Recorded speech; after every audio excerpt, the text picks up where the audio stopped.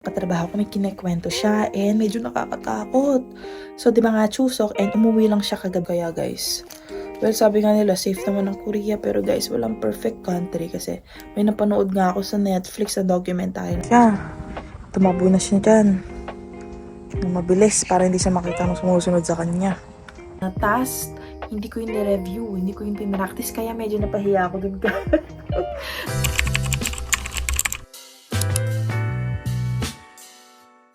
Hi guys! Welcome back again to my YouTube channel. So for today's video, last day ng Chuseok. So today is October 3. So ayun guys, last day na ng bakasyon at tapos na ang aming maliligayang araw. May pasok na naman bukas. So ayan, kaya ayan, nagpuyat ako. Hindi naman actually nagpuyat. Napuyat talaga ako kakapanood ng movie sa Netflix. Bali, alas 10 na lang ng umaga ako nagising. So, ayan, medyo pause pa ako kasi nga napuyat ako. Ano ba yan? Ay, kamay ko. And ang lamig ng nagising din ako sa lamig. Sarap nga matulog kasi ang lamig ng panahon. Medyo umabot na ng 10 degrees yung ngayon. Temperature during morning. Kaya, ayan guys. Maybe next week, magpapalit na ako ng laman ng sa cabinet. Kasi nga, kailangan na nating ilabas yung mga natin pang winter and autumn na sweater and jacket. So, ayun guys. So, ngayong araw na ito, ang gagawin natin ay magchichikahan lang guys. Kaya, ayan, pasensya na hindi ako nakapag-vlog during bakasyon kasi wala namang masyadong ganap guys. Well, nagpiknik kami na tuloy na. Pero hindi na ako masyadong nag-vlog noon. So ngayon magchichikahan lang tayo and magsasagot ako ng mga ibang question na sasagutin ko yung mga question ng ating mga subscribers sa comment section. And ayun guys, medyo grabe. Excuse me muna. And ang gagawin ko muna ngayon is mag-almusal guys. Hindi pa ako nag-aalmusal. Alas 10 na. Parang brunch na to. Ewan ko. Hindi pa ako nagsaing. Muna tayo. Almusal. So, ayan guys. Later na lang. Bago pala ako mag-almusal guys, oh my god, wait lang. Gusto ko munang i-take tong opportunity na ito para mag-thank you sa mga nag-subscribe sa aking YouTube channel. Alam ko matagal akong hindi nag-vlog pero may nagsusubscribe pa rin sa aking channel. Maraming salamat po. Kaya umabot na tayo ng 5,000 subscribers. Yay! Thank you guys. And hindi ko expect talaga na aabot ako ng 5,000 subscribers. Well, sana sa mga patuloy nyo pa rin supportahan ng aking YouTube channel. And marami pa akong gustong i-share sa inyo guys. Huwag kayong mag-alala. Ngayon kasi may mga sinisikret pa ako. Secret! Gusto kong i-share yun sa inyo soon. So, ayun guys. Maraming salamat po sa 5,000 subscribers. I am very thankful and grateful. Kaya ayun guys. So, sa mga hindi pa po nakakapag-subscribe sa aking channel, sana po mag-subscribe kayo. Ayun. So, ayun guys. Babalikan ko kayo later. So, ayan guys. Ang almusal natin is tinapay. Kape, tinapay, and Eden cheese. So, galing na ako ng kusina, guys. And, nandun yung katrabaho ko, may kinekwento siya. And, medyo nakakatakot. So, di ba nga, Chuseok, and umuwi lang siya kagabi, guys. So, nag-bus siya pa uwi. Bali, yung bus nga, guys, is doon sa 7-Eleven. Mga 10 minutes walk, di ba? So, ayun, guys. May, palipat na siya ng daan. May isang lalaki sa likod niya na nakamas na sinusundan siya. Una, ang isip lang niya is, wala lang, civilian lang nalilipat ng daan na pauwi sa bahay. Pero nung pumasok na siya dun sa kanto papunta dito sa company namin, doon din siya dumaan, guys. And then, ayun na nga, tas daw yung paglalakad ng lalaki, dinadabog yung paa niya, di ba? Napaka weird and sketchy nun. So, ayun yung katrabaho ko, ang ginawa lang niya is, nagpanggap lang siya na hindi niya napapansin yung lalaki, basta lakad lang siya ng diretso. And ayun nga, nung pagka malapit na siya dun sa company namin, is tumakbo na siya para hindi niya makita talaga kung saan siya pupunta. So, ayun guys, di niya alam kung ano nangyari dun sa lalaki na nakamas na yun. Pero guys, di ba nakakatakot? And 9 p.m. ata nangyari yun, guys. 9 p.m. Well, syempre sketchy yun kasi madalang ka lang talaga makakita ng mga ganun na naglalakad ng gabi na nakamask pa. Eh, mostly naman, ng mga naglalakad dyan is yung mga nag-e-exercise lang. Eh, well, 9 p.m. na yun. Ewan ko may mag-e-exercise pa. Medyo malamig na yung ano nun. Yung panahon. Pero, para sa akin talaga sketchy yun, di ba? Medyo nakakatakot. Kaya guys, well, sabi nga nila, safe naman ang Korea. Pero guys, walang perfect country. Kasi may napanood nga ako sa Netflix na documentary ng mga serial killer dito sa South Korea, di ba? Oh my God, ano na pumapasok sa isip ko. Pero ayun guys, pag ganun guys, be alert. And pag ganun guys, ako naglalakad ako. Pero di ako naglalakad ng gabi guys doon. Pag pupunta ako ng 7-Eleven. Mga hapon. Pero pag ako mag-isa pupunta ako sa 7-Eleven, ang ginagawa ko, tumatawag ako sa amin. Or sa asawa ko para alam, kung mayroong mga stalker dyan na mga masasamang loob, at least alam nila na may kausap ako, di ba? And wala silang mga masamang balak na gagawin kasi alam nila na may kausap ako. So, ayun guys, be alert pag gano'n na maglalakad ng gabi. Oh my God, yung katrabaho ko pala is lalaki yun guys. Lalaki siya and yung sumusunod sa kanya is nakamas na lalaki din. So, ayun, nakakatakot. Kasi guys, may na-encounter ako noon na ano din. Kasi may, paano ko ba yun uumpisahan? Ganito yun guys. Yung mga pusa, may kaaway na aso sa likod ng container. So, ayun, lumabas ako. And nakita ko nga yung mga aso. Ay, isang aso, ang cute niya. Pero sinuway ko siya kasi inaaway nga niya yung mga pusa. And then, nung sinundan ko yung aso, pagka ano ko dito sa may palabas dito sa container namin, may lalaki guys na nakatayo. Oh my God, sabi ko na shock ako. Kaya ayun, pero feel ko hindi niya ako nakita kasi sobrang dilim. Ay, matras na lang ako. Ginawa ko, nagkulong ako sa kwarto ko. Nilak ko yung mga bintana ko, di ba? Kaya ayun. Kaya every time talaga na magsi-CR ako, yung CR kasi namin sa labas. Parang feel ko may nakatingin na ano, sa pag-overthink ko na. Di ba? Well, ewan ko kung sino yun. Nasa loob na siya ng vicinity ng company namin. Pumasok yung lalaki. Kaya ay, ako, kinuwento ko nga rin sa mga katrabaho ko kanina na shock nga sila. Kaya nga, pag ganun, sabihin kay amo para i-check niya yung CCTV. Kasi may CCTV naman dyan, guys. And kahit dun sa labas dyan, sa may highway, ay sa daan, na dinadaanan namin papunta sa bus stop and pauwi, may mga CCTV naman. Pero kahit na guys, di ba? What if naman kung nakamask naman yung lalaki and all? May magagawa pa, di ba? Oh my God, huwag naman sana. Di ba? Ayun guys. So, be safe na lang pag ganun. Be alert. Diba? Hindi porket nasa Korea tayo, hindi natin, sa Korea naman safe kay, diba? Ganun. Pero wala namang perfect country, guys. Mas maganda na yung alert and pag-iingat, diba? Ayun guys, na-share ko lang sa inyo.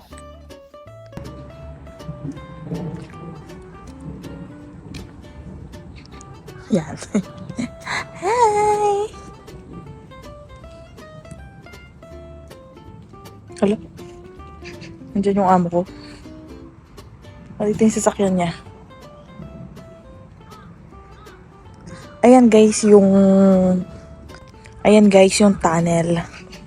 So, nung pagkadaanan na pala ng katrabaho ko dyan, tumakbo na siya dyan. Tumakbo na siya dyan. Mabilis para hindi siya makita nung sumusunod sa kanya. Diba? Scary. Hi guys! So ayan, back to the programming na tayo at sasagot na tayo ng mga question galing sa ating mga subscribers. So ayan, yung unang question. Ay guys, wait lang pala. Yung mga question pala na pinili ko guys, mga iilan lang to, mga 5. Kasi baka umabot tayo ng mga 1 oras dito kung sasagutin ko lahat ng mga questions sa comment section. But bibigyan natin ng time yung mga ibang question. Pero kung may mga ibang question pa kayo na hindi nasagot dito sa vlog na to guys, please comment down below. So, yung unang comment guys is galing kay Ma'am Shermaine Man 6762. Ang comment niya is, more sharing naman po base sa experience nyo po nung unang subok pa lang mag-apply for Korea. Kasi ako, first timer mag-apply pang Korea. Ang work experience ko, 8 years in manufacturing, soldering. So, ayun, kung share ko daw yung experience ko nung unang subok ko pa lang mag-apply for Korea. So, ayun guys, gaya nga ng sabi ko dun sa recent vlog ko, ang batch ko is KLT13. And thank God, first take is nakapasa ako sa EPS topic exam kahit self-study lamang ako. So, ito yung first ever na trabaho ko. So, zero experience ako sa manufacturing industry, guys. So, yung mga nagtatanong ko kailangan na experience, hindi po kailangan. Gaya sa akin, wala akong experience sa manufacturing industry, food processing and all, wala po. Kaya, ayun. And, alam ko naman na yung mga girls is konti lang yung chance na ma-select, but I take the risk. So, ang next question, guys, is galing kay Little Mukbangers 81817. Mukbangers! So, ang question niya, totoo po bang hindi masyadong nakukuha ang mga babae? Parang kadugtong lang to ng sagot ko kanina, guys. And may ginawa na akong vlog about this. Kung hindi niyo pa napapanood, eto guys, if flash ko sa screen, you can watch it and sasagutin ko na rin siya dito sa video na ito. So, yun guys, ayoko na paligoy-ligoy pa. Yes po, totoo po na maliit ang chance na maselect ang isang babaeng EPS aspirant. Pero kahit ganun man, hindi yun 0% talaga. At least may chance na maselect ang isang EPS female aspirant, di ba? That's the reality, guys. Alam nating lahat niyan. And kahit ako noon, alam ko na maliit yung chance na maselect ang isang babaeng EPS aspirant. But then, I gave it a shot. I try, I take the risk. And ayun, manifest lang. Kasi nakuha ko na yung exam eh. Susuko pa ba ako? Pumasa na ako sa exam. And at least, ayan, manifest lang na manifest. Dasal lang na dasal noon. And ayan, inayaan ko na lang si Lord kung para sa akin ba or hindi. And ayun, na-select ako, guys. Kaya don't let that negativity stop you for achieving your goal. Sabi nga nila, high risk, high reward. So, ayun guys. Next question, guys, is galing kay Anmisa 2770. Ang question niya is, may height requirements po ba sa South Korea? So, ang sagutan, guys, is wala. No height requirements needed po para makapag-apply dito sa South Korea. And, dadagdag ko pala, guys, may nabasa ako sa isang EPS Facebook group. Ang tanong niya kung kahit grade 3 lamang ba siya ay pwede siyang magtrabaho dito sa South Korea. Yes, guys, no educational attainment needed to para makapag-apply dito as EPS worker. Ang importante lang, guys, is maipasa mo yung EPS topic exam and you are fit to work. Yun lang ang importante, guys. Okay? So, ayun. Ang next question naman, guys, is galing kay Angelica, address 9160. Ang question niya is, wala na po bang skill test, ma'am? Paano rin po kayo nag-aral ng Korean? So, dun sa unang question niya, wala po bang skill test, ma'am? As of now, shipbuilding pa lang po ang merong skill test.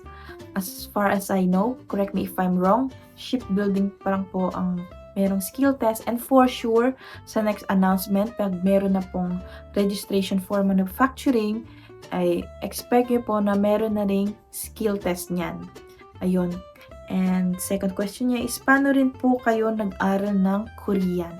So, nasagot ko na rin ito sa mga nakaraang video ko. Ako po ay self-study lamang. Ayun. Yung mga resources lang po na kinuha ko for reviewers is galing lang sa internet, YouTube, and Facebook. So, ayun guys. Kung ikaw ay self-study, you can join this Facebook group, guys. Malaking tulong yan para kung may mga question kayo, masasagot yan right away. And may mga reviewers din dyan na pinopost nila, you can check it, guys. Malaking tulong pag sumasali kayo sa mga ganyang EPS topic Facebook group. So yun guys, check nyo lang yan, guys. And join the Facebook group. So, ang next question, guys, is galing kay Ma'am Maika 1988. So, ang question niya, may interview po ba after skill test? So, actually, sa skill test, hindi siya after skill test. Meron talagang interview during skill test. So, paano ko ba i-explain yung skill test? Ganito na lang, ikwento ko na lang paano yung skill test journey ko nun, guys. So, yung skill test namin noon is voluntarily lang siya. It's up to you kung magti-take ka ng skill test or hindi. Walang problema yon.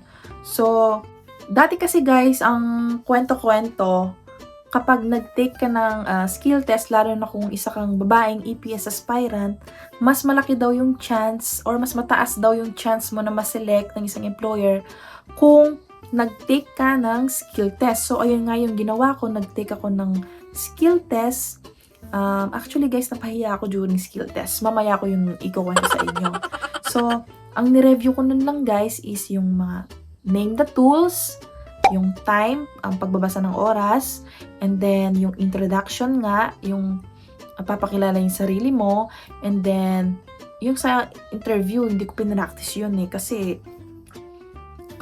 kasi alam ko wala naman bearing, kaya hindi ko na masyadong finocus yung interview. Nag-focus lang ako sa name, tools, and time. And yung sa introduction, minemorize ko yung kung anong sasabihin ko dun sa instructor. And meron ding instruction. Yung instruction, madali lang yun. Basta yung left, right, up, down, sit, move forward, move backward, yung ganon. I-memorize mo lang nun. May mga keywords naman dun, guys. Marireview naman yon. And ayun nga, ang mali lang dun sa ginawa ko, yung introduction ko nga is pinagawa ko lang dun sa mga magagaling mag-Korean. And mali ko, hindi ko siya sining in kung ano yung ibig sabihin dun sa introduction guys. Kasi doon pala sa introduction, doon nila kukunin yung mga interview or yung mga tanong sa'yo. Yun yung pagkakamali ko. Kaya nung mga tinatanong na ako ng instructor, ang tanong ko lang, mulayo, gano'n. Murugismida, gano'n. Pero may question ako na sagot. Isang question lang na nasagot ko sa kanya. Yung, are you married? Kasi andun yun sa reviewer Yun lang ang nasagot ko. And the rest na question niya, hindi ko na siya nasagot. Kaya ayun, medyo bad. Ano tayo doon? And next na task nun guys is yung sa assembly. Yung ganyan guys, i-flash ko sa screen. Yung mga parang task sila na gagawin mo. And sadly, ito rin yung maling mga ginawa ko. Hindi ko yun pinractice kasi nga talaga siningin ko lang sa sarili ko na as long as mag-attend lang ako ng skill test, yun na yun, diba? So, ayun guys, hindi ko expect na yung mga kasabay ko pala talagang nag-prepare sila for skill test. Nag-practice sila. Ako wala. Talagang nag-attend lang ako dun kasi pinaghandaan ko lang yung mga name tools and yung time, yung introduction, and yung mga instruction nga na look to the right, look to the left, look upward, ganon. Yun lang ang pinaghandaan ko nun guys. And yung assembly na task, hindi ko yun ni-review, hindi ko yun pinractice, kaya medyo napahiya ako dun guys. Napahiya ako dun guys kasi nga gaya na sabi ko kanina, yung mga kasama ko pinaghandaan. Talagang niliteral ko na a-attend lang ako ng skill test and that's it, diba? So para sa akin guys, yung skill test exam naman, kayang-kaya yung ipasa as long as i-practice nyo and i-review nyo yung mga tools, yung time, yung introduction nyo. Kailangan talaga intindihin ninyo and yung mga instruction ng look to the left, look to the right, easy lang naman yun kasi may mga keywords naman yun. Madali lang naman yun guys. Basta wag lang kayong pangunahan ng kaba. Ayun guys, kayang-kaya yung ipasa basta na review nyo, na paghandaan ninyo. Okay guys, so ayun. So i-end ko na yung vlog dito guys.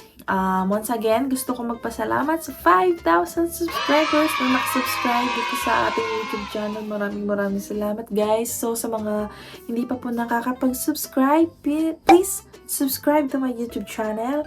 And kung nagustuhan niyo itong video na ito, please give it a thumbs up. Kung may mga question pa kayo guys, you can comment down below. So ayun guys, see you on my next vlog. Bye!